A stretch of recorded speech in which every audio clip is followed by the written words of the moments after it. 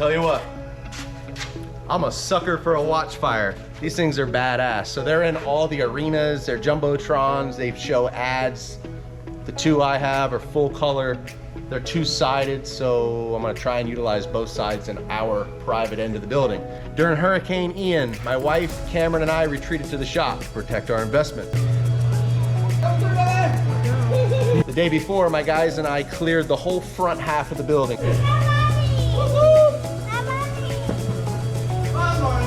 So we could have Power Wheel races, skateboard races. Jesus. The scooters came out. The rollerblades came out. We had a blast, but the only thing missing, because my wife is more competitive than I am, Cameron's more competitive than both of us. Me.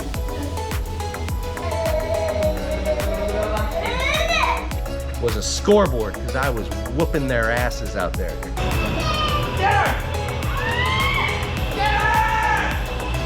So I wanted to get on here real quick.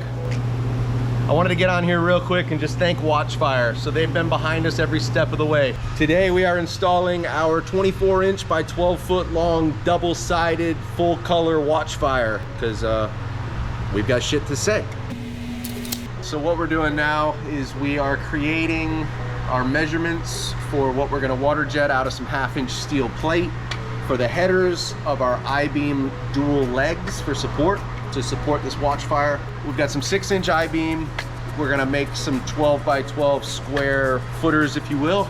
And then I'm gonna basically straddle across the support, holding both sides of this Watchfire with 1/2-inch water jetted header plate. So stay tuned. 14 3/4 plus.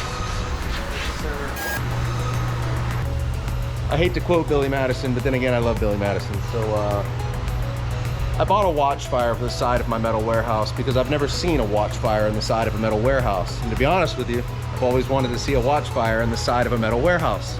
There's about to be a whole lot of honks if you hate where you work. All right, we're gonna make some 14 3/4 long, plus we'll get ourselves some 1/2-inch holes for some grade 8 hardware, and I'm gonna go ahead and hit the reinforcements here as well. So we should end up with like 6 overly sturdy bolts. Let's go draw some CAD. All right, so basically what we're doing here is, you can see we've created 2 base plates. So if we go putting a 6x6 square in there to simulate our I-beam, center that bad boy up. So we've got a 6-inch I-beam here, and I've created a 12-inch base plate with 4 1/2-inch holes, some nice clean radiuses.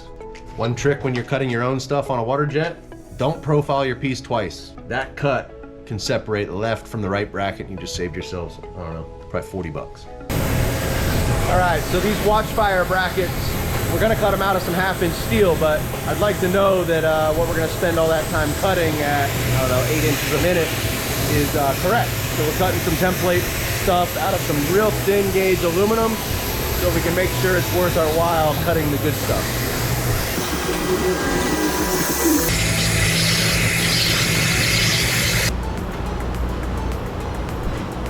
This is our drill template, as well as our header bracket for the top of the I-beam legs for the Watchfire. Let's go check.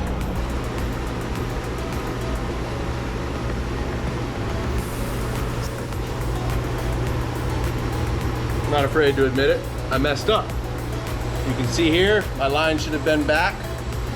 I'm gonna pull a measurement on that. I'm gonna go 1.5 inches to be safe. So I want my edge to be here, and I'll be able to lag in and catch this piece of angle, this piece of angle, and then my through bolts here, I'll center up on this piece of angle. So I'll end up with 1, 2, 3, 4, 5, 6 mounts, and I'll basically cradle the ends of both of the heavy parts of this Watchfire. Let's go adjust my drawing. Boom, boom. And let's go cut it.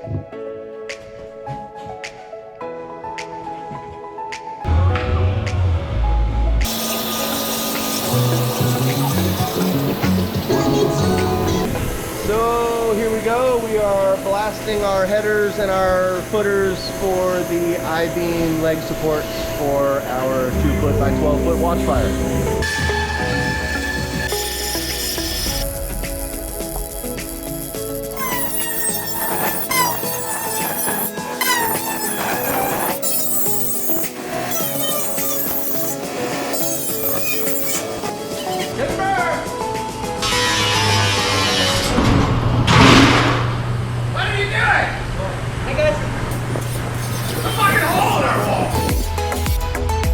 Watchfire. Watch this fire. Just wanted to give Watchfire a shout out and say thank you guys for taking care of the customer. We wanted to pretty up the underneath of our Watchfire. Since it's double-sided, it's allowing plenty of airflow, so I'm gonna build a nice cover underneath. Check this out.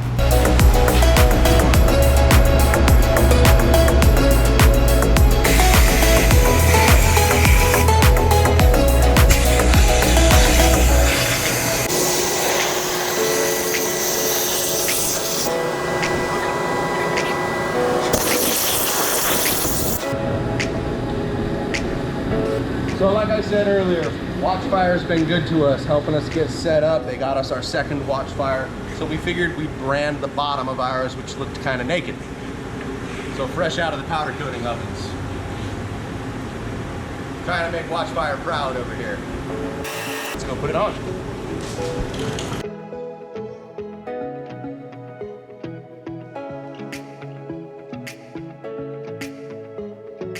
You have yours? Huh? You want a new one? No, those are nothing to pick out. These are them right there. They'll be grabbed. Just make sure you're grabbing the right amount. It's a big chicken. I'm not careful. I'm going to grab the wrong one. Don't move. Oh, God.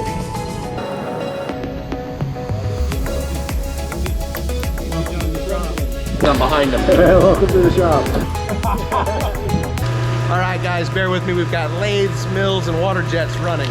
But our Watchfire's in the air, the hole's been cut, it's trimmed in. We've got our I-beam secured to the ground. We've got some all thread holding it to the supports on the side of the wall of the building. And as I look, these I-beams are rude, crude, rusty steel. We're gonna make it our own with some rattle cans. Our Watchfire, our rules. Watch.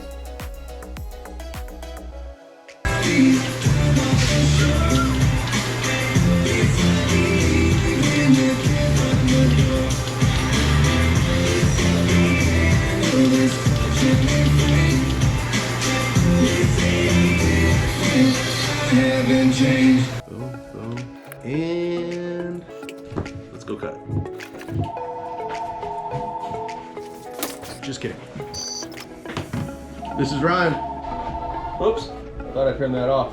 Apparently I turned that back on. Hey, fire! We're talking, you can stand up. Let's look at the time.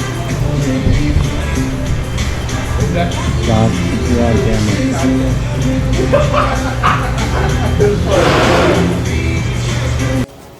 What's up, guys? So this is what the outside of our building looks like. And this is what our new hole in the wall looks like.